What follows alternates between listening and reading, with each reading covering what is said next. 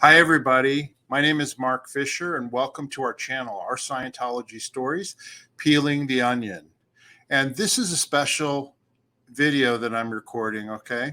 I did an interview with Ron Miscavige Snr, the father of David Miscavige. I did it several years ago on his channel, and it's a 1-hour interview, and I'm going to share it with you here. Ron is no longer with us. He passed away a few years ago, but I think you'll find the interview enjoyable. Like I said, this is like 4 or 5 years ago on Ron's channel. And it was a great time because I had just reconnected with Ron because he had been in the Sea Org for quite some time after I left. I left Scientology in 1990, and we reconnected. We did the show, and I just wanted to add some reflections about Ron Miscavige and his family as an introduction to this video. This is Ron and his family here. You can see Ron there sitting down in the middle. His wife and David Miscavige's mother is in the red there. Her name was Loretta. And then right behind them, you see David Miscavige. And in the yellow, you see Shelly Miscavige. And then to the right, over a far right, is David Miscavige's brother, Ronnie, his older brother. And the brunette next to him was his wife at the time, Biddy Miscavige. Okay. And this photograph was taken in the late 1980s. This is when I was working for David Miscavige, in charge of his office at Gilman Hot Springs. I was the corporate liaison office in charge. And Dave and Shelly, who I worked for, went for a family reunion back in Pennsylvania. And that's where this photograph was taken. Okay. Now, a little history about the Miscavige family. Ron Miscavige got his family into Scientology in the 1970s, and he actually did it at a mission in New Jersey, okay? And the mission was in Cherry Hill, New Jersey, outside of Philadelphia. The mission holder was a gentleman by the name of Norman Muller and his wife, Pat. Okay. And the reason I know this is that my father, Russell Fisher, he became the executive director of that mission a few years later. Okay. And Norman Muller encouraged Ron. He got his family into Scientology. They started getting auditing and doing training and processing there. But he encouraged them to go to St. Hill in England to do the real training there, the St. Hill Special Briefing Course, and to get trained. So Ron took his family to England, and they did training there. And David Miscavige did training as a young teenager over there to become a Scientology auditor or processor. Okay. They had a falling out with Norman Muller. And when they came back, they ended up going over to the Scientology organization in Ardmore, Pennsylvania. Okay. So Miscavige and Ron and Ronnie and all them, right? They basically were Scientology there. David Miscavige in 1976 decides to drop out of high school, okay, and join the Sea organization because he couldn't stand the drugs in high school, and all he wanted to do was work for L. Ron Hubbard and be in the Sea organization. So I graduated high school in June of 1976, and I went to Clearwater, and I joined the Sea organization as well. And Miscavige had already been there for already a month, and that's when I first met him, and we were roommates. Okay. It wasn't until a few years later that I actually met his father, probably in 1979 or 1980, in Clearwater. We used to have a Christmas party and New Year's party every year at the Fort Harrison Hotel. And it was a big gala with big banquets, big shows, things like that. And Ron Miscavige Snr and another Scientologist by the name of Ron Moss, who's the father of Elizabeth Moss, the actress who's in The Handmaid's Tale and Mad Men and all that. Anyway, Ron Moss played the trombone. And of course, Ron Miscavige Snr played the trumpet. And we would have them come and hire them, and they would bring in a bunch of musicians to be the entertainment for the Scientology Christmas and New Year's. And we would pay them, and they'd be there for 2 weeks. And that's when I first met Ron Miscavige Snr. And he was a very funny guy, very personable, very likable. It wasn't until years later that I was working for David Miscavige up at the Secret Gold Base in Gilman Hot Springs that I then saw Ron again. He had been brought up to the secret location, okay, and it was secret. It was not open to Scientologists. He was brought up there because at the time he had been charged with a crime in Pennsylvania that I'm not going to go into the details on because I don't want to get demonetized. But basically, it was a serious crime. And David Miscavige sent Marty Rathbun and the Office of Special Affairs to get it handled and get the charges dropped. Okay. Miscavige then had his father, Ron, and his mother, Loretta, come up to the Gilman Hot Springs location. And this was a secret location that nobody else parents would be allowed to come up there. And David Miscavige basically sat his dad down and sat his mother down. And I was in the office next door, and he basically told them, look, I just basically saved your butt. And guess what? You two are going to get divorced. This is David Miscavige telling his parents that they're going to get divorced because they're not happy and they're not in a good relationship. And that Ron, in exchange for basically helping you out, you're joining the Sea Organization. And you're going to come here and be a musician in Golden Era Productions in the Sea Organization. Now, I don't know of any father and mother who would listen to their son like that, but they listened to David Miscavige for some reason. And they got divorced, and Ron joined the Sea Organization. And then I had a lot of relationships and time with him when he worked as a musician on the Road to Freedom album, on the Mission Earth music, and lots of other music, okay? And Ron was a great guy. He always loved a good joke. He always told funny stories, and he was fun to be around, okay? But the most bizarre thing is that he treated his son, which was his son, like he was a senior in the Sea Organization, like he was his boss. And so it wasn't, hey, Dave, how you doing? And, you know, Dave saying, hi, Dad, how are you doing? It was, yes, sir, no, sir, to his son, okay? And Dave would refer to his father as Ron, not my dad. And it was the most bizarre relationship. I mean, I could never imagine calling my father having him call me sir. Yes, sir. I had too much respect for my father, too much respect for my parents. That just never would have happened. But that's the way that Miscavige treated his parents at the time. Okay. Well, Ron Miscavige, years later, decides that he's going to leave the Sea Organization. He's remarried at that time to a wonderful woman named Becky. Okay. And he's living in Wisconsin. And many of you may know the story. David Miscavige couldn't leave that alone, so he had private investigators follow Ron Miscavige 24 hours a day, 7 days a week, to know what he was up to and what he was doing. And the story goes that Ron dropped his phone, but the private investigators, they basically thought he was having a heart attack, and they called into whoever their Scientology handlers were.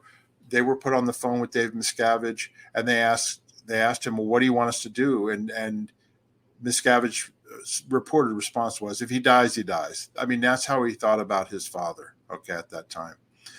Ron heard about this story because these two private investigators were arrested by the police in Wisconsin, and they basically spilled the beans on what was going on. And Ron got so upset about it, he decides that he's going to write a book. And he wrote a book about his son called Ruthless. It was a New York Times bestseller, Scientology, My Son David Miscavige, and Me. Okay. Many of you may have read the book or you've seen it and that type of thing. And basically, David Miscavige had turned his father into an enemy of his, which is completely crazy. Okay. So anyway, Ron's out, and a couple years after the book comes out, a bunch of us SPs, we decide that we're going to go on a Caribbean cruise together. So this is when when I reconnected with Ron, was on this Caribbean cruise. And that's Ron and me on a Carnival Cruise Line, actually, going out of Miami into the Bahamas. And that was the first time I had seen Ron since I left Scientology in 1990. And that's Ron and his wife, Becky, on the cruise. And that's Hawaiian shirt night on the cruise. And there's Ron, of course, on the right, me in the center, and on the left is Peter Cook, who also was a former Sea Org member and Scientologist. Unfortunately, both Peter and Ron are no longer with us, and may they rest in peace. And then this is Ron Miscavige with Janice's sister, Terry Gamboa, on the cruise. And then this is a funny picture. We were on an excursion on an island in the Caribbean, and that's Ron making the funny face. Terry Gamboa is sitting next to him. On the right is Terry's father, Peter Gillam. And then right behind Peter is Janice Grady Gillam, or Gillam Grady, sorry. In the middle with the glasses is Janice's husband, Paul, and a bunch of us, and we're having fun on our way to an excursion on shore. Okay. And again, unfortunately, Peter Sr., Gilman, and Paul Grady and Ron Miscavige, they're no longer with us. And Terry's husband, Fernando, he's no longer with us. They've all moved on, and we hope that they rest in peace. Anyway, so that was basically it. And one last photo I forgot I wanted to show you here is Ron always had his trumpet with him, even on the cruise. Anywhere he went, he liked to make music. He could get up and he could get people to sing along or play music, and we loved it. Everybody loved it. He was a musician through and through. When he passed away, David Miscavige didn't even bother going to the funeral. His oldest son, Ron Jr., Ronnie, he was the only family member that went to Ron's funeral of his children. The rest of his children all sided with David Miscavige and didn't even bother going to Ron's funeral, which was really sad. And it basically tells you what David Miscavige is like. So anyway, rest in peace, Ron.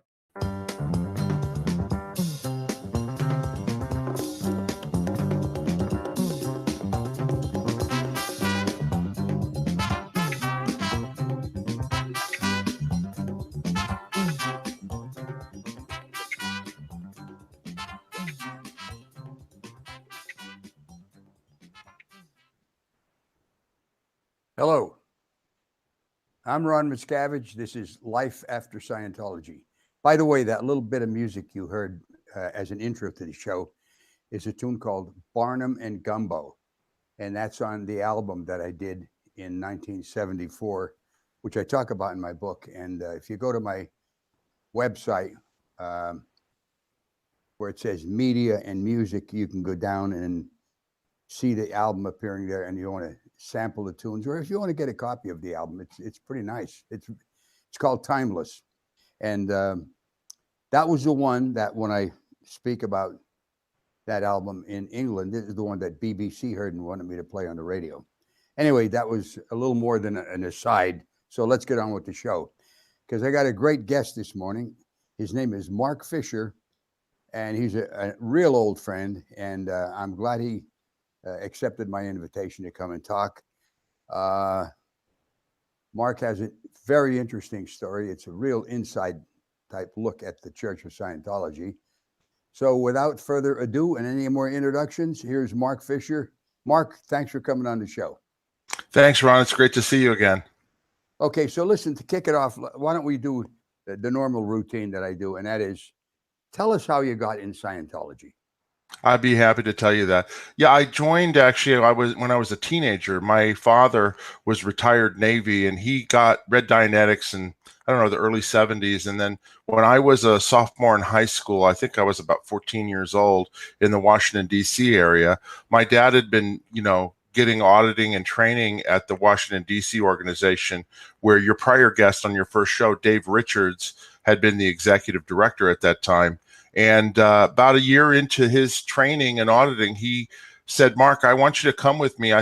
He said, I think this will help you. I think this is something that would be worthwhile for you. So it was about 1974, I guess it was. And he had me come in. And at the time, I was kind of a pretty shy kid. I mean, I was a teenager, but I didn't have a lot of confidence. I was not sure of myself. I couldn't communicate well in situations. And, I was a very sensitive kid too, because people could tease me and I'd get pretty upset. And so my dad thought that Scientology would actually be an answer for me. So I came into the organization, and, I did the communication course like everybody else does when they first start out. And then after that, I got some auditing, Scientology processing, and away I went while I was a teenager. I'm going to tell you something. That communication course, I don't know how many times I've told other people, if Scientology would have stuck to some of these basic courses and offerings they had, I think it might be known as a great self-help group. But They I really want. totally agree. I totally agree with you, Ron. And the way Scientology was then is not like it is now. I mean, when I walked in and to the Scientology organization, they had just moved into their new location. They had moved out of the original Scientology organization building where L. Ron Hubbard set up the founding Church of Scientology. They still had that building, but they had moved into their new location on S Street. And my dad, I was really impressed by how many people were there. They were all so upbeat, and they communicated with you, and I'd never seen anything like the communications course room. I mean, there were hundreds of students in there. There was a lot of people, and it was actually a lot of fun because you'd sit there and you do these different training routines. They'd make you laugh. They'd make you learn how to communicate and acknowledge, and it was very beneficial to me almost immediately. I agree with you, and I'll tell you something. They've took a dive bomb into the amount of members they have these days. Like, I know maybe back in the 90s or the late 80s, they were at their peak. Maybe they had about 100,000 members worldwide. Now they're down to about 20,000 per very reliable sources. And Yeah. just as a little point, I recently changed my car insurance policy, and the office that I went to get signed up for it, I happened to mention the book and about Scientology, and the guy said, "Hey, wait a minute. There's a Scientology place 2 doors down. This is in a strip mall."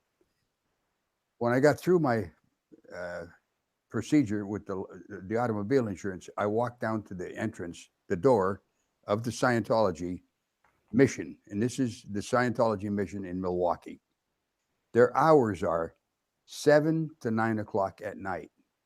They're closed, I think, one day. And every second Sunday, they have a church service.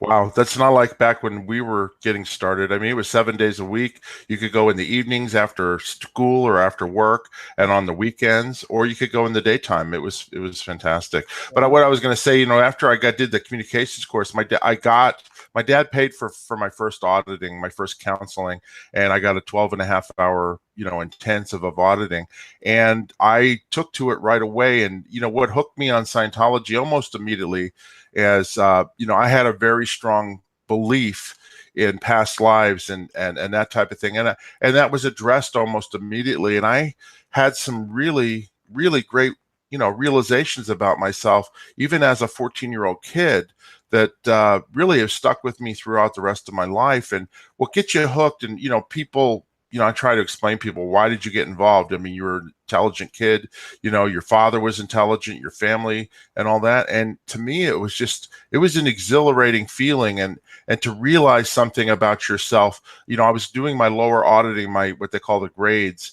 And, I ended up, my dad, after that first intensive, he had me pay for my own auditing. I actually would work in the summertime and earn money, and then in the fall and the winter, I would pay for the auditing. It was very reasonable. I mean, even in those days, it was $500 for a 12.5-hour intensive, which I got a discount because I was under 18. So I think I paid like $350 or something like that. Well, I was able to pay going through high school all the way up through my grade 4, which was considerable. I mean, I think I paid for almost 100 hours of auditing, and it changed my life. It changed me. It made me more of the person I am today.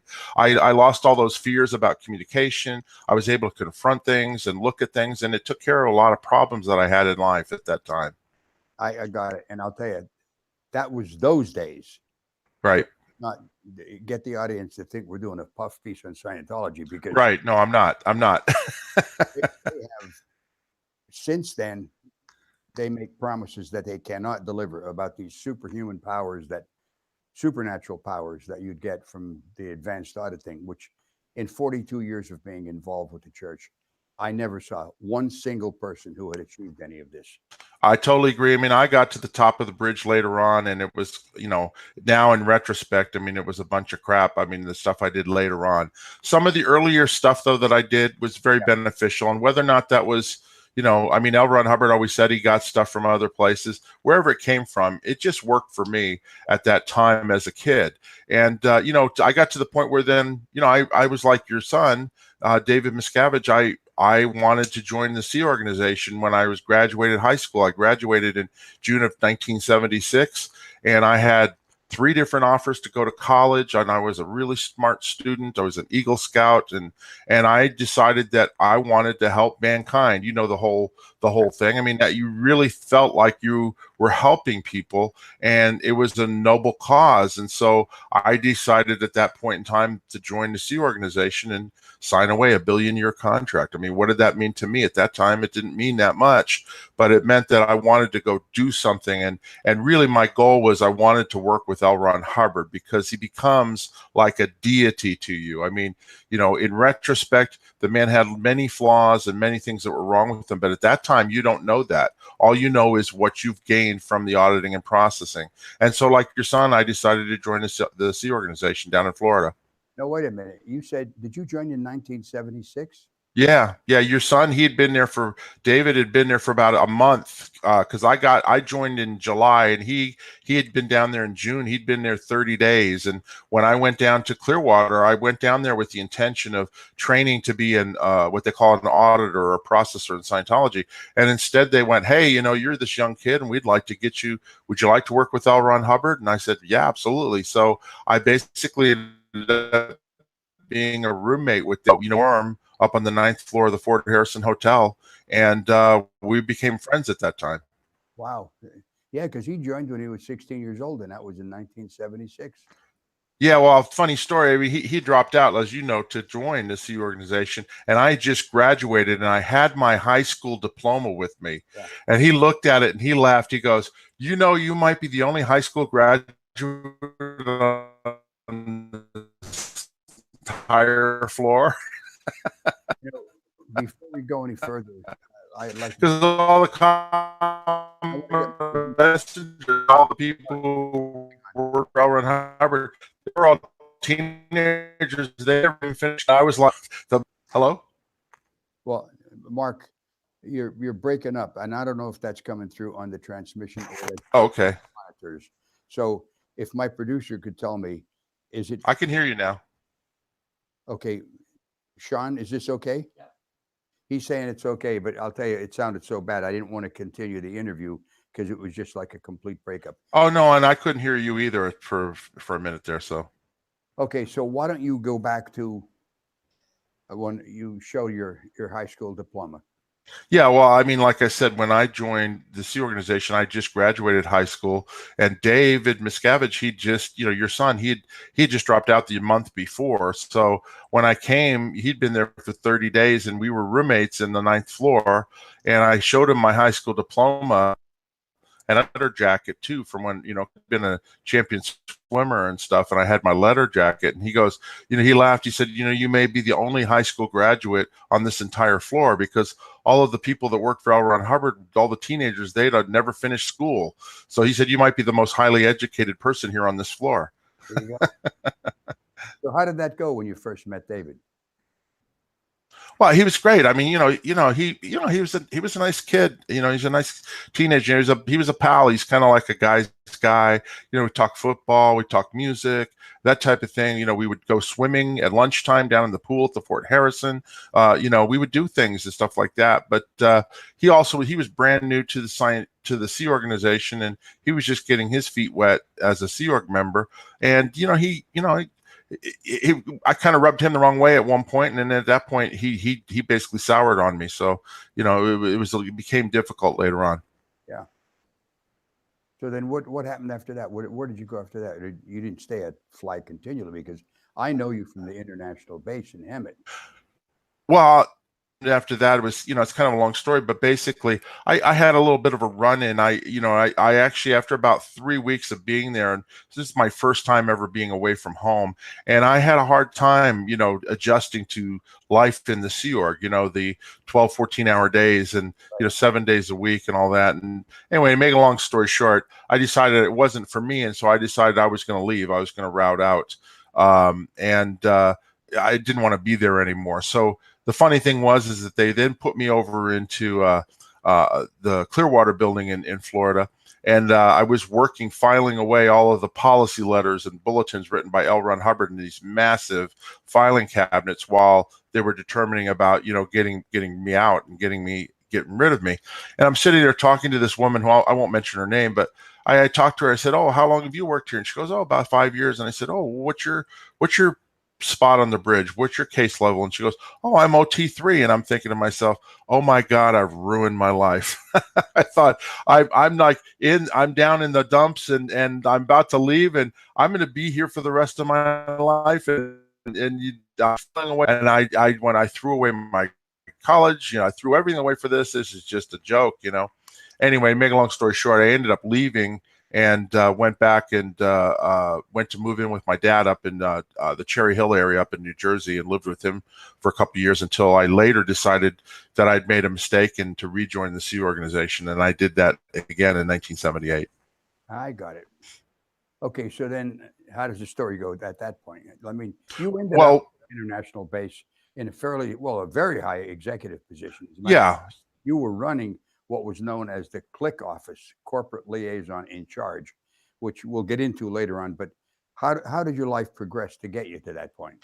Well, when I rejoined the Sea organization in 1978, I immediately, I started doing really well. I mean, I was a smart and intelligent kid, and I was 20 years old at the time, and I just started moving up in my positions. And before too long, I was actually one of the chief executives at Fort Harrison Hotel and running, where everybody, all the parishioners and the people who came to Scientology would stay. And it was a major income source for Scientology. And from that, I got trained. I got very highly trained in what's called the Data Series Evaluators series, which was a series of policies that L. Ron Hubbard wrote about evaluating information and data in order to be able to determine what course an organization should take going forward in the future. And many of the people in the Sea organization were having a hard time understanding and following it and learning it. But I took to it like a duck takes to water. I mean, I understood it right away and I became really good at it. So I was transferred into a management position. At that time, Scientology management was located in Clearwater. And before too long, L. Ron Hubbard and David Miscavige and everybody, they were with L. Ron Hubbard, which we didn't know where it was at the time. It was, we called it Over the Rainbow. Turns out they were in, Gilman Hot Springs, which later was the international base. And so I got brought up there for training. I had no idea where I was going because L. Ron Hubbard wanted me to take over training all of the evaluators in management. So that's how I got eventually to the international base in Gilman Hot Springs. I did not know that until this very moment. Yeah. The hell of a promotion, wasn't it? Yeah, and I got trained up there because they didn't want to have to approve everything anymore. They wanted it to be able to be approved locally, and I actually was able to train them. It was kind of like in Scientology processing, you had a case supervisor who basically would supervise the processors and the auditors and make sure they were on the right path, and that's what they were training me to do in regards to evaluating information and data and doing management. Okay, so now wait, you went to the INT base to get trained. Did you go back to Flag? I did. I ended up going back to Flag. I was only up there for about 6 months. But during that time while I was up there, that's when I met, David Miscavige, your son, again. And that was when he was starting to take over control because L. Ron Hubbard, I never forget, I got to the international base and I'm expecting L. Ron Hubbard to be there. And you know what it's like, Ron, because you've been there. You see this little house. Now it's a big mansion, but at the time it was a little house called Bonneview up at the top. And I remember waking up in the morning thinking, where am I? I'm up against these mountains in the middle of the desert. And I'm going like, there's a house up there. I got L. Ron Hubbard's up there. And of course, none of us knew where he was, who were regular parishioners or staff. So I'm just assuming that's where he was. Yeah. So I get up and they go like, oh no. He was in hiding. He actually at that time, he had left in 1980 and he was out running around and we didn't know where he was. That was where he was at, I mean, that was where we thought he was at, but he wasn't there. What year was that you were there, Mark? Pardon me? What year was that you were there? That you went First time I went there was in 1980. I think it was 1981. Okay. Yeah, 81, 82. Okay, so the story continues. Go on. Well, so then, make a long story short, I went back to Clearwater for a while, and then, I was needed up there. They saw the value of me, and so I was brought back to the international, base, and I was up there, and This is around the time that David Mayo, who used to be the senior CS International, was removed when, David was making changes along with another guy named Pat Broker with the head of Scientology, the Commodore's Messenger organization, and the executive director int at the time, which was Bill Franks, where they felt like they were going to get rid of a bunch of the top Scientology management. And there were quite a few of them. Anyway, make a long story short, there was a huge justice action to basically remove all of the senior Scientology management people from Clearwater, Florida, and on down, and to replace them with other people. And I was on. I'm sorry. Go ahead. Okay, but in fact, wasn't this a coup? Yeah. Well, I was just going to say, I was put on, in Scientology, you have what's called a committee of evidence, which is like going to court. There's a jury, and basically you look at evidence and you determine whether somebody's guilty of crimes or high crimes.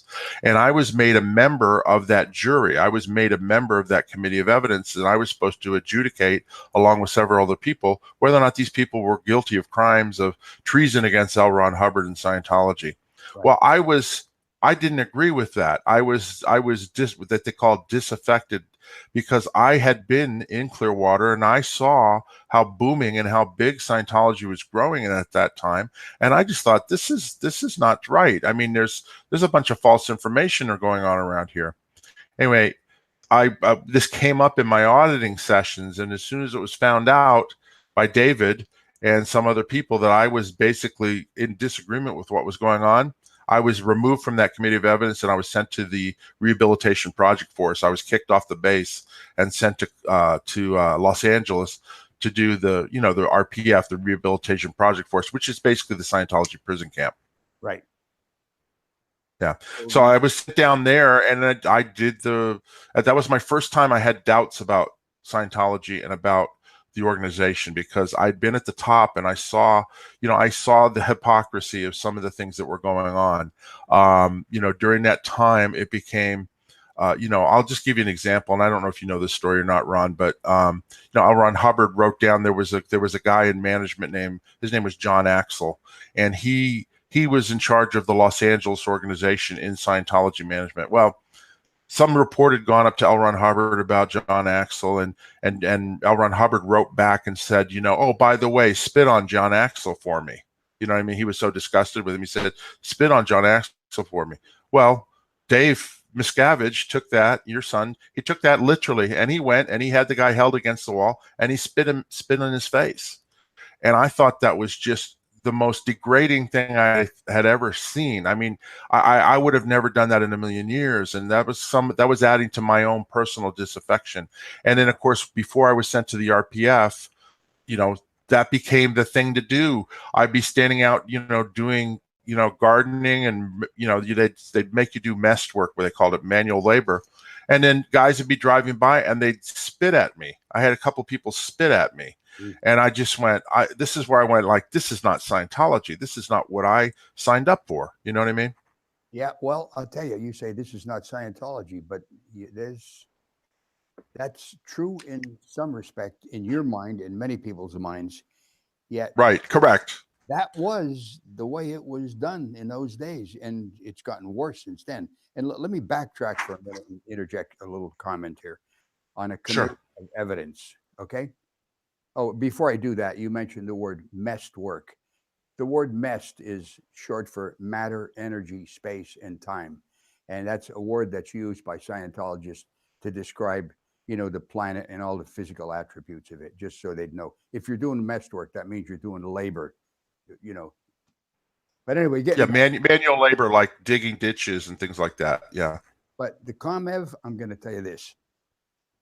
In all the ComEvs I've ever witnessed, I never found one time where a person was accused of something where he was found not guilty.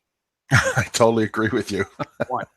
So if you were getting ComEv, you knew you were given the death sentence. You're going to be found guilty. It's like Torquemada, when the Inquisitor in Spain, if he sent his henchmen out to you and they grabbed you and they started questioning you, you were done for it.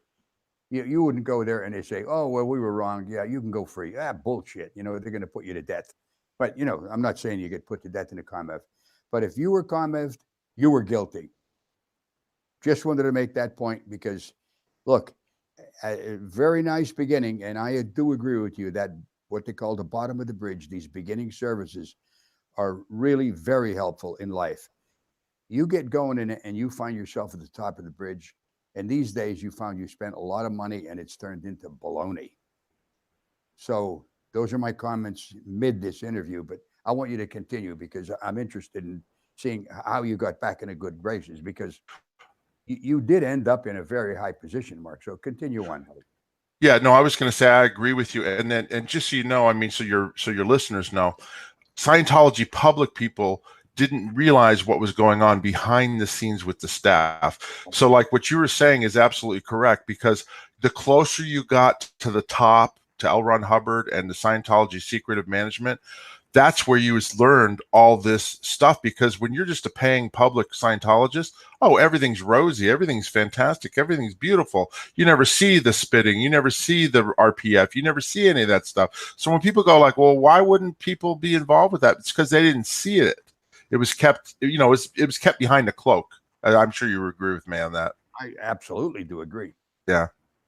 Anyway, so how I got back into good graces, I actually ended up doing the rehabilitation project program, and I actually, in those days, you could do the program and graduate in a reasonable amount of time.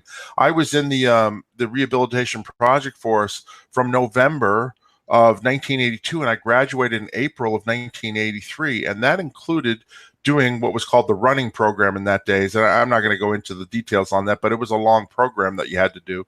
So I literally was in and out in about 5 months, graduated, completed, and brought back to life. You know what I mean? Well, that's unheard of these days because. Yeah, because it's years. I found out later people were on it for 5, 6, 7 years. I went, that's crazy. Listen, there was a guy on it. I don't want to bring up his name because I'd be throwing him under the bus.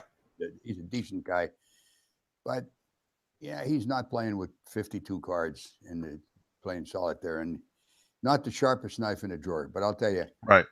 I think Jim was on the RPF for about 11 years, 10 or 11 years. Now, that's nuts. Completely insane. You can get your doctorate in that amount of time in college, and here he is living that life in a prison routine for that many years, and I don't know what the hell he got out of it. Anyway, it was crazy. Go ahead. But anyway, back to so when I graduated, immediately upon graduation, Terry Gamboa, who's a mutual friend of ours, she had been the executive director of an organization called Author Service. And just a brief history of that, Author Services Incorporated was set up in 1981, 82, around that time period, when the IRS was coming after L. Ron Hubbard, saying that Scientology was basically a scheme to get money to L. Ron Hubbard. And in actuality, you know, I'm condensing this down, but in actuality, L. Ron Hubbard ran everything in Scientology and Dianetics, regardless of whether or not he said he was involved or not. He was. We got his orders, his advices. We got tape recordings. We got all sorts of direction from him. And trust me, people did what L. Ron Hubbard said in management, okay? But he was trying to say, oh, no, I have nothing to do with it, and I don't take any financial benefit from it. So a whole corporation sort out, and this will get back to how I became, you know, that corporate liaison later on, but a whole corporate sort out was done to protect L. Ron Hubbard corporately. So basically there was insulation between the different corporations. One of those was setting up Author Services Incorporated, which was set up as his for-profit organization where his book sales and royalties and any income he could make off of his properties, like his nonfiction books, his science fiction books, things like that, and also his investments and his finances, that organization was set up for that. Well, in order to have people to run that, they had to have people trusted to move to that organization, and they could no longer be in the Church of Scientology as Sea Org members or management executives. So your son, David Miscavige, he moved over there and became the chairman of the board of Author Services. And Terry Gamboa, she moved over and she was the executive director of Author Services. So, and Shelly, Dave's wife, Shelly Miscavige, she was over there as well, working as his assistant. Anyway, to get back to how I got back into good graces, when I graduated the RPF, they were doing renovations on the offices for Author Services on Sunset Boulevard. This is before their current location.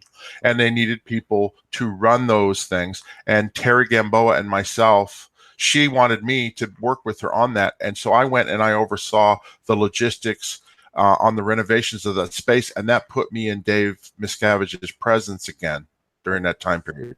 Okay.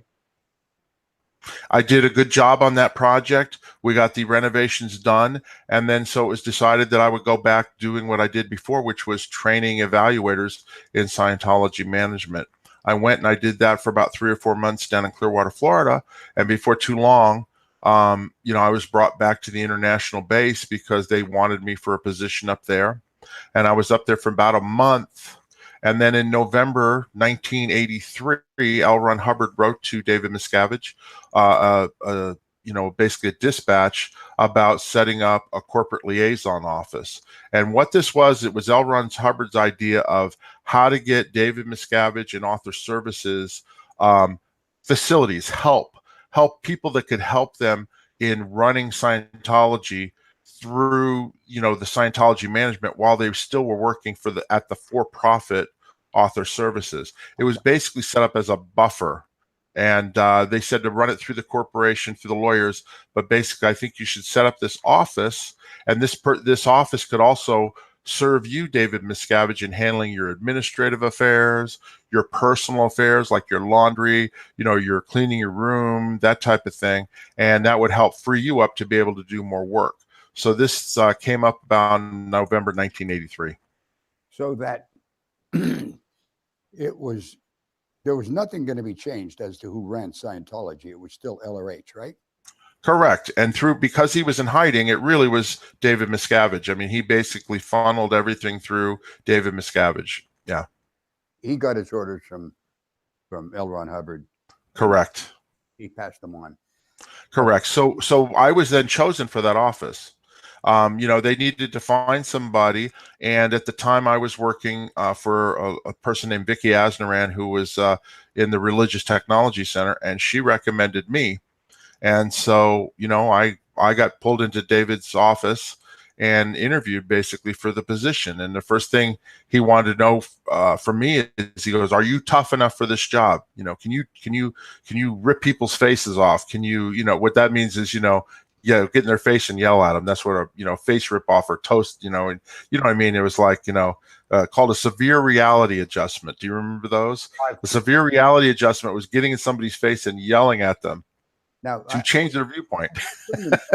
Dave, who invented that term? Because prior to I think Dave invented it. I'd never heard it before that. Nor did I. Yeah. But you know what I'm talking about. You'd get an order to go give that person an SRA, and an SRA was a severe reality adjustment. That meant like, you're going to get with the program, dude, or you're in trouble. You know. You're in trouble anyway. Let's face it. I mean, no matter what the hell you do, on a whim, you could be in trouble. You know. Anyway, so I got the job, and the first, you know, and it was Dave and Shelly. And I was to put together an office of people. So I immediately got another guy named Jason Bennick and a girl named Jackie. At that time, she was Jackie Parman. And we were located up at the base at Gilman Hot Springs. And then we also were set up an office down in the Los Angeles area to help service the executives at Author Services. And I got 3 or 4 people there. And my first job was renovating new offices for Dave and Shelly, Pat Broker, and myself. And so we got these offices set up in the middle villa, and I oversaw all that. And then we went from there. And I basically became Dave Miscavige's right-hand man up at the Gold Base, because he was spending most of his time in Los Angeles working at Author Services. Yeah. So in those days, you know, we were just getting the.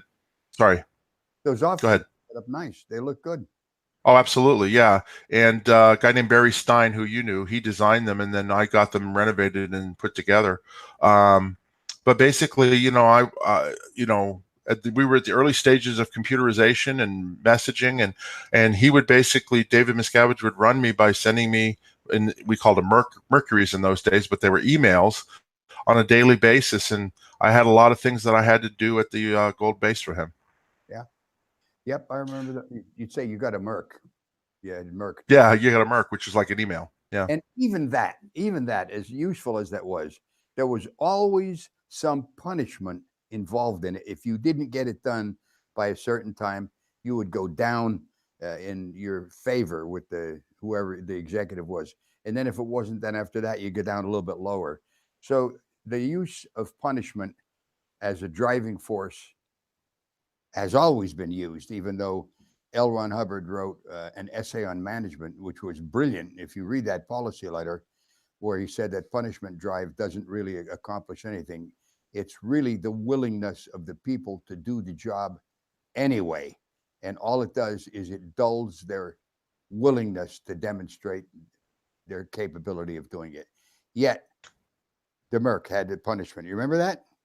Absolutely. Well, what I was going to say is, I mean, they ran by fear. They ran Dave, David Miscavige, I call him Dave because, he's your son, and, he's David Miscavige, but basically, he was effective by getting things done through fear. Okay. You were afraid of Miscavige. You were afraid of him. You know this, he could go off on somebody at a drop of a hat. You could be having the most pleasant conversation with him, and all of a sudden he would flip. And nobody yell. I never saw anybody yell at anybody the way he could yell at somebody. He could get in your face and you were scared to death. Okay. And you basically would do whatever he wanted you to do, because you knew, as a Scientologist, the penalty wasn't body death. Okay. I mean, if you're a true believer in Scientology, which I was at the time, and most Sea Org members and Scientologists were, you believed you lived lifetimes. So body death wasn't the thing you were afraid of. You were afraid that you were going to be cut off from the Scientology processing and the different activities that you thought were going to save your eternity. Okay. That may sound far-fetched to listeners and stuff like that, but it's no different from a Christian who believes in going to heaven or hell. Okay. Because when you're a true believer, it's a faith-based thing. If you truly believe that somebody says, I'm going to cut you off where you can never, ever get any Scientology auditing or processing ever again, if you're a true believer, you will do what they say, because they basically put the fear of God into you at that point. That's a brilliant observation, but it's true. It's exactly how it's done. Yeah. And so I was the velvet glove. I mean, you know this, Ron. I mean, I actually met you in Clearwater before, in the late 70s, when you used to come, when I was in charge working at the hotels. You used to come in every Christmas, and you put together a band and put on the whole Christmas event and show. And that's where I first remember working with you. And it was always a great time. You're such a great musician and such a great person. But anyway, but then you had eventually came in and joined the Sea organization up there at the international base. And, the reason I lasted with Dave when I was working with him, and Miscavige when I was working with him, was because I could basically, I got to the point where I realized that when he was yelling, he wasn't necessarily yelling at me. He was yelling about the situation. So I got to the point where I could confront it and basically say, sir, I'll handle it. Let me handle it and let me take care of it. I will get it done. And he would give you that responsibility. And if you got it done, great. You know what I mean? But you didn't get it done, of course, then you were in trouble too. But I was basically the good cop to his bad cop, because he'd blow up and get upset about something and leave the room. And then I'd sit down with the executives or the staff member and I say, okay, look, let's sit down and figure out how can we get this done? Because I was a problem solver. Yeah. Mark, I got to tell you, what you just said is absolutely true. I never, ever remember you coming down and seeing me as my post. And in those days, I was either, very shortly after I got there, I became in charge of the music department. So I was responsible for getting projects done. I don't ever remember one time when you came down and started screaming at me. Not once ever. So I welcomed your presence, because I knew I was going to have a profitable communication cycle with you, and we were going to work out how to get stuff done. So just wanted to interject that. Okay. I appreciate that. Well, and that's how we got things done, and we did actually get a lot of things done that I actually was proud of in those days. Yeah. Yeah. But so then I was doing that, and I was involved in all sorts of things, and I lasted quite a bit of time, and from there, I was in charge of the corporate liaison office, but I was there when the whole reorganization after L. Ron Hubbard died, when David came to the base and instead moved from author services to the Religious Technology Center and became COB RTC. I was there involved with all that whole thing, and I worked with him there. Now, when L. Ron Hubbard died, though, there was a team of people who went up to the ranch where he was living. Did you have anything with that? Yeah, exactly. Well, after L. Ron Hubbard died, of course, we were all pretty much in shock. But the people that were taking care of L. Ron Hubbard at the time, who were Pat and Annie Broker, they had been living with him basically in hiding for years. There was a ranch up in Creston, California, which we had no idea existed until L. Ron Hubbard died. That's how secret it was. But basically, they decided that they were going to continue. I mean, it was just assumed that Pat and Annie Broker were going to take over Scientology and run it. But of course, that wasn't what David Miscavige, his plans were. But Pat and Annie Broker was assumed were going to take over. And they wanted to continue to live up at this ranch and basically run it as a horse ranch. I mean, there was no real purpose to it other than running it as a horse ranch. So I was given directions by David Miscavige and Norman Starkey, who was L. Ron Hubbard's executor of his estate, to get personnel sent up to that base, not base, it was a ranch. Yeah. And I set up about 14 people, and it was couples and stuff like that. And I had to get them and pick the different people and get them sent up there. And they ran it as what? What was the purpose of them going there? There was no purpose. I mean, that's when I started hearing, from David that, hey, this is a joke. I mean, listen, we're going along with this, but, it's not the expansion of Scientology. I mean, what good is it up there, raising a buffalo and stuff like that? There's no purpose to it, And eventually what happened to those people, which I felt bad about later on, but what happened to those people was after Pat and Annie Broker were kicked out and David Miscavige took over, they all came back from the ranch and they were sent to the Rehabilitation Project Force, lock, stock, and barrel as co-conspirators with Pat Broker. You know what I mean? And they had no more idea of a co-conspiracy than a camel would do of playing a pipe organ. Come on. Correct. They were up there taking care of the ranch and doing whatever their work they were doing up there. Yeah. They had an enjoyable time as far as I knew. Yeah. Another project that I was responsible for is, after L. Ron Hubbard died, of course, then we found out about this Church of Spiritual Technology, which is the organization that was set up to basically archive all of L. Ron Hubbard's works for thousands of years into the future. He left all sorts of instructions about putting it in underground vaults and preserving his records and all that sort of thing. And I had to get personnel for that too. And I sent quite a few people up to the Church of Spiritual Technology in those days too. Now, I had nothing to do with the Church of Scientology International, but that was what, I got my orders from David, and that's what I had, what I would do. Okay. So now that brings us to this point, and I think it's a point I'd really like you to expand on. You didn't stay in good favor forever. What happened? What caused your demise as far as being in that position of power? And I think it was power, because when you're connected to David, that power extends to you. Well, exactly. And what happened was, I saw it close up, but I saw it slowly happening, which is that once he took over total control, once he got rid of Pat and Annie Broker, he'd gotten rid of David Miscavige, he basically was in charge. The more control he had, the more he realized that nobody was going to say no to him. You just said once you get rid of Pat Broker and David Miscavige. You didn't mean... Oh, I meant David Mayo. Sorry. I meant David Mayo. In other words, the guy who was supposedly the technical genius to take over was David Mayo initially, but he also had then other people too. But I'm sorry, I misspoke. But anyway, what I was trying to say is that once he realized that he can really say no to me anymore, because, you know, even though he was ruthless and he was in control when L. Ron Hubbard was alive, and then when Pat and Annie Broker was alive, he still had fears that, hey, I have somebody to answer to if, you know, I got to keep my eyes open, because next thing you know, I might be running around a pole or in the RPF, you know. Well, once that he realized that control was gone, that's when I started seeing him doing crazier and crazier things that were off policy. They were basically against the rules that were set out by L. Ron Hubbard, who we still followed even though he was dead. So I started to see that happen more and more. Well, and that was more power that he was acquiring.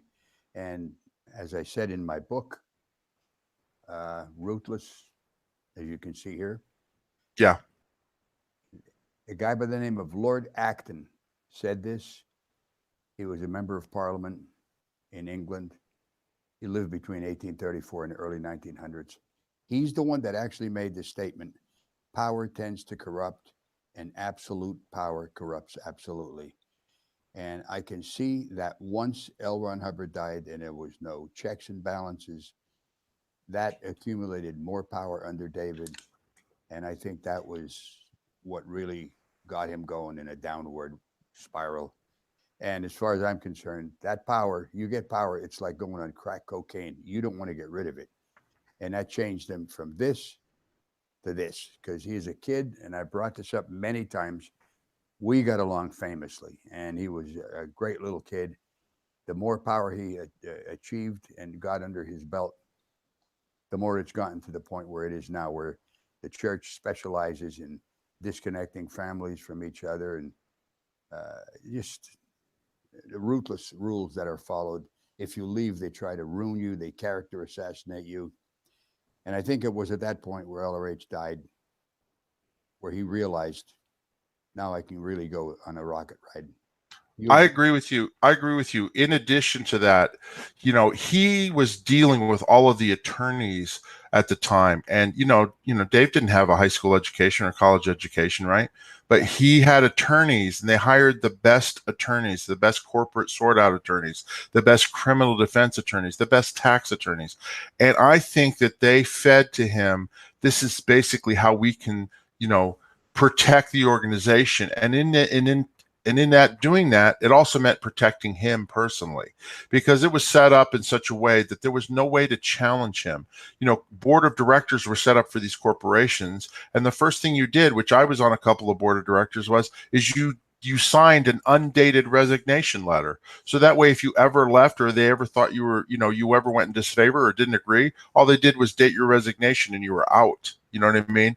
So there was all these different legal ways that were set up to basically keep control, even though it looked on the outside that there was no there was no outside control. It was all handled separately, and they all independently made up their mind. But that wasn't the case at all. I got that. And the second part of it is that I think, you know, because I was around when I first met Tom Cruise, and his relationship with Tom Cruise, I think that had quite an effect on Miscavige. You know, once he took over power and control, and got rid of Pat and Annie Broker, and he had no rivals inside the organization, that was date coincident also. That was the same time that he started, you know, buddying up with Tom Cruise. And he started hanging out with Tom Cruise. He started traveling with Tom Cruise. And listen, let me tell you, you know, when we were in the Sea organization, I mean, if we had to travel somewhere, we flew coach. If we had to eat a meal, we ate at a regular restaurant. It wasn't high flying, this or that, you know. And I know, because I handled Dave. Come on. What's that? It was low flying, you know. It was low flying, but I mean, I handled David Miscavige and Shelly Miscavige's, you know, finances and their food and their this and their that. They ate like everybody else. They may have had a couple of extra meals here or there, but they were the same as everybody else. But then once he started hanging out with Tom, you know, flying on private jets.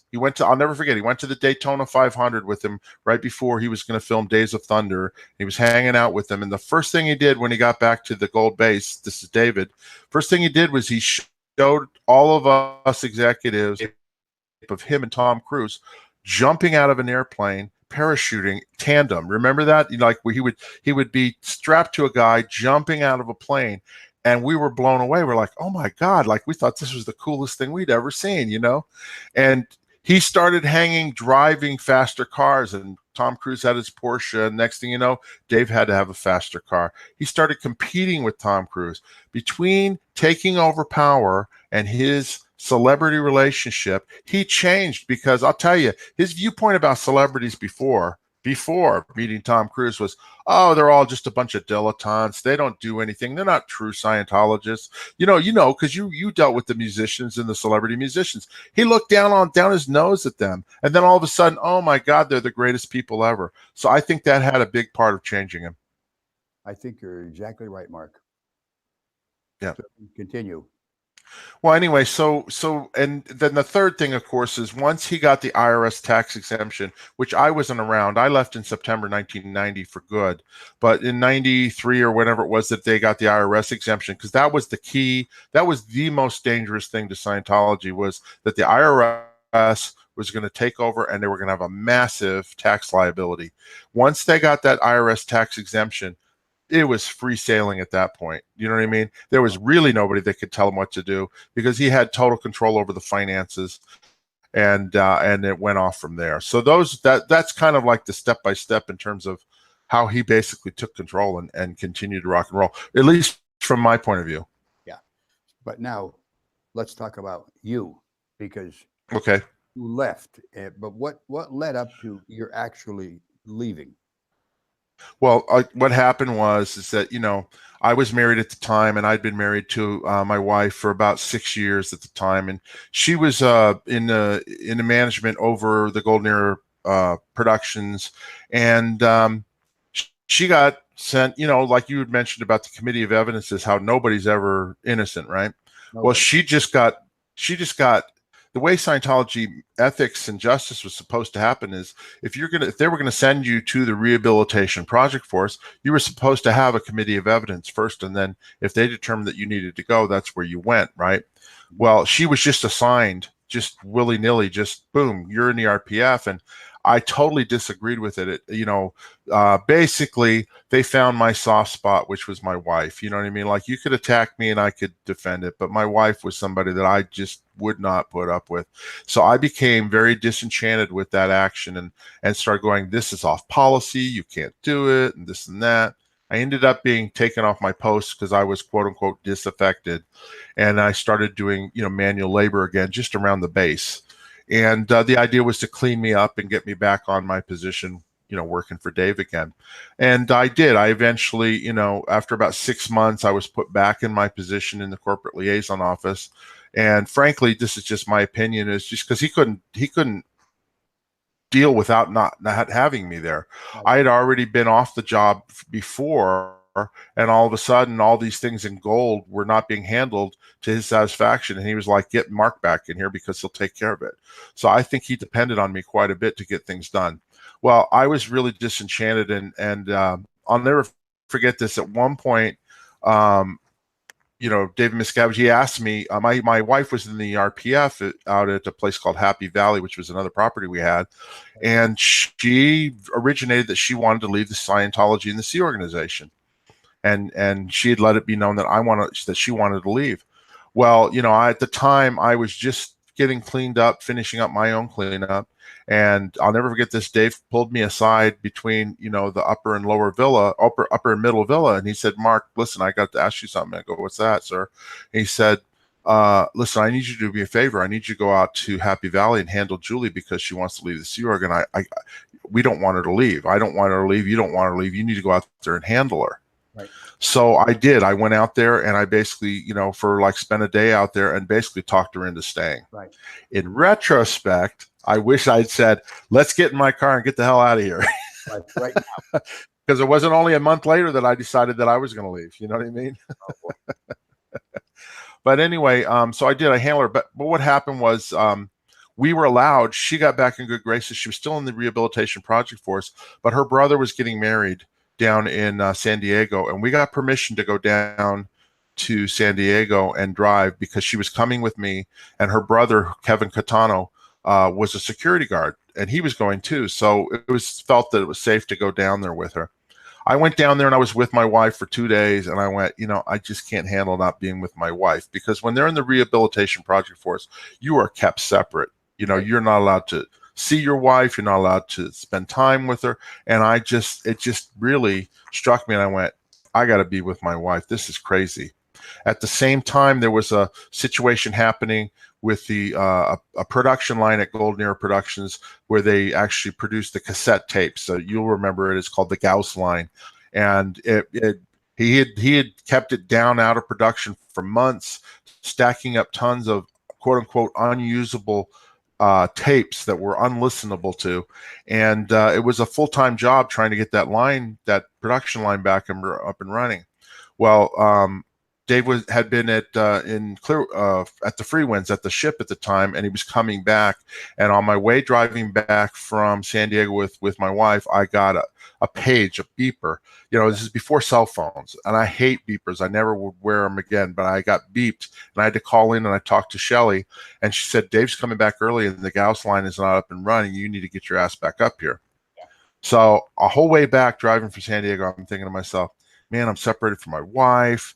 God, I'm going to get, this is crazy. We're never going to get this line up. And I just was back and forth. I went, the only way I'm going to be able to be with my wife is I'm going to have to blow. I'm going to have to leave Scientology for a couple of days, because then they'll have to send me to the rehabilitation project force, because that's what they did back in those days. If you left or if you blew, they got you. You were in the RPF, right? I went, you know what? I'd rather be in the RPF with my wife than live through this hell.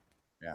So dropped my wife off at Happy Valley, went back to my berthing up in the lower villas.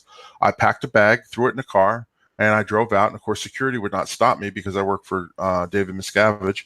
And I said, I'm going into town. And I took off for 3 days, and with the intention of going to the rehabilitation project force. And as a matter of fact, I actually went to the Costa Mesa Mall in California, and I bought my black clothes, my black T-shirts, my black jeans, and all the time looking over my shoulders going, where's security? They're going to come get me any second. And then when I called in and told them that, I'll be back in a couple of days, and, they found out that I wanted to go to the RPF, because I found out later, years later, that David Miscavige wanted to send, I'm sending his ass to the RPF, But then when he found out that that's what I wanted, then it was like, no way, I'm not sending him to the RPF. So I get back to the base, and the first thing they tell me is, you're not going to the RPF. You're going to go live in this dormitory. And by the way, you now are the deputy D-Weeder, never to be the D-Weeder. And I worked under this guy named Joe Canine, who was the D-Weeder. And you got to understand something. Ron, you understand this because you're laughing, because I am too. It's actually pretty funny. We lived on a 600-acre golf course, that had been in disrepair for years. And so to de-weed the property was like a massive thing. And it was just sort of like basically to knock me down a few notches, to say, oh, you're the deputy de-weeder, never to be the de-weeder. And that's what I ended up having to do. Yeah. And I'll tell you, to de-weed that property, separating fly droppings from black pepper with a boxing glove down. Yeah. Impossible. And of right. course, you could never even get promoted to be the de-weeder, right? Right. Okay. Anyway, so that happened, but then right after that, I thought, okay, well, I'll get with the program, how it was. But where he took a step too far is, I was back for about a week, and then he put out an issue base wide. He didn't do it, but he had, the people in the ethics division put out an issue canceling everything I had ever done in Scientology, all of my Scientology training, all of my Scientology processing, all of my Scientology positions. I basically was a brand new person, newbie, never, basically having to start over again. And after I'd spent 13 years getting to where I was at, that to me was a step too far. Right. I then petitioned, there was a way that you could petition per LRH policy I petitioned to Ray Midoff, who was a senior, he was a senior technical person in Scientology. And I said, this is complete. You can't cancel all my certificates without a committee of evidence, same type of thing. And it got denied. That's when I went, okay, they're not playing by the same rules the rest of us were. And I got to get out of here the first chance I got. After that is when I got beat up physically assaulted. I was one of the first people, I guess, that David Miscavige ever physically assaulted, because, when you come back after leaving, all of a sudden you're in interrogations, what they call security checks, nonstop. They want to find out all your crimes, all your evil intentions, this and that, right? Yeah. And I was trying to get with the program, but they just kept, they kept at it and all that. And one of the things I said, one of my intentions was, I went, well, if I ever leave here, I'm not going to sue Scientology. I said, I'm going to come after David Miscavige. They said, oh, you mean Scientology? I said, no, David Miscavige personally, for what he's done to me. I said, I'm coming after him personally. So it was because of that statement that I was up in the garage doing some manual labor painting pipes when he was coming through on an executive inspection. And I had voiced that, I'd wanted to stay, I guess, in one of my sessions. And he said, hey, Fisher. And I said, yes, sir. And he goes, I understand you want to stay now in the Sea Organization in Scientology. And I said, no, sir. And he said, what? And I said, no, sir. And he said to me, you're a bypassed case. And in Scientology, when they say you're a bypass case, that means that Scientology processing has not worked on you and that you're basically crazy. And I said, no, you're a bypass. I first time I ever talked back to him ever. I said, no, you're a bypass case because you don't understand what I'm talking about. I'm talking about freedom to do what I want to do, say what I want to say, and be who I want to be. Yeah. He ordered me down off of this lift that I was on way up high, painting pipes, and he was with his little entourage. I get down to the bottom and onto the deck, and then next thing I know, he comes flying at me, grabs me around the throat, and starts punching and kicking at me. I immediately went down on the ground, and he's yelling at me, you want to sue Scientology? You want to sue Scientology? And I didn't say anything. I just covered up, like, just protected myself like a fighter, and I was on the ground because I wanted everybody around to see how crazy he was and how off the rails he was. He finally stopped. I stood up, and I looked him right in the eye, and I pointed my finger at him. I said, so I didn't lay one finger on you because I wanted people to get the point that I was not the crazy one here. And then I reached behind my head and touched, and I pulled my hand back, and it was blood. And I said, you made my head bleed. And that's when he kind of went, well, I'm sorry, it was for your own good, and we'll get the medical officer down here, and blah, blah, blah, blah, blah. And then off he went. Yeah. That was the final straw for me, because basically, in Scientology, David Miscavige was, he was like the head of the church. He'd be like, your priest or your bishop or the Pope physically attacking you. And I went, that's not Scientology. That's not what I'm, in my mind, I'm thinking, that's not why I joined up. I said, nobody's going to lay a hand on me for something like that. So that's when I went, I'm gone. And within about a month, I finally left for good. And that was it. Yeah, I had to escape, like you did. I had to escape. Yeah. My final straw was that I didn't want to leave my wife. They'd turned my wife against me. We'd never had an argument or a fight in 6 years.